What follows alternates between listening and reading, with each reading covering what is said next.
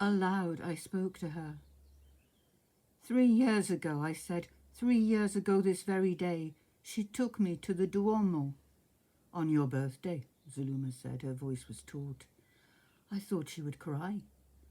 She wanted to do something special for you that day, something no one else would notice, but I knew. I turned my face towards her. That's impossible, I said. Everyone knows my birthday falls on the 15th of June. Zuluma bowed her head. You were born at your grandmother's country estate. Your father sent Madonna Lucrezia there when she began to show, and she stayed there for almost a year after you were born. Her face was flushed.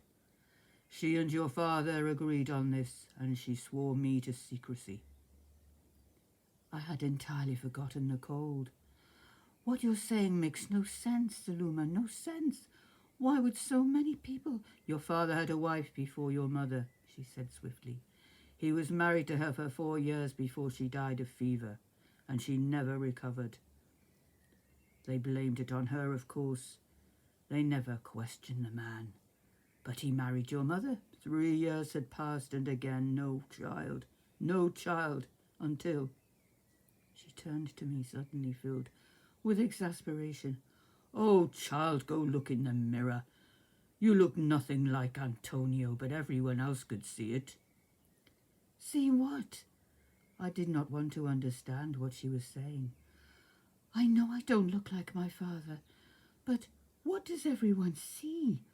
She put her hands upon my shoulders at last, in a gesture of comfort, and if she had finally realized what she was saying hurt me.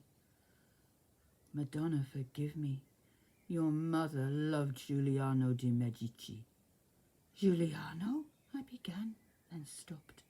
My mind returned to that point, in time that I had stood in Lorenzo's courtyard when Leonardo from the hamlet of Vinci and the artist asked me to pose in front of Giuliano's estate, with its oddly familiar features. I thought of Leonardo's skillful, trained eye, and how he had so faithfully reproduced my image in a sketch after meeting me only once. I thought too of Lorenzo, staring through the window, waiting. I knew then that he had been watching the artist for a sign.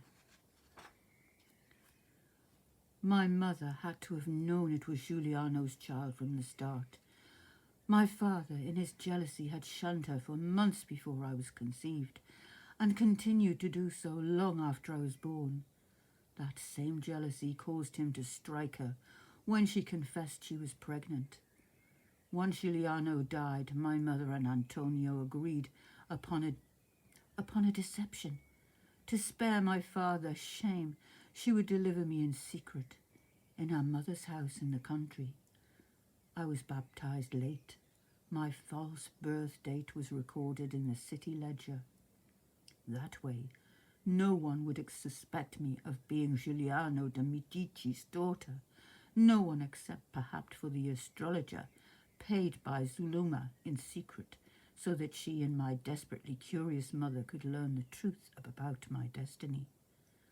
No one except Leonardo and Lorenzo, who had recognized their loved one's features from afar.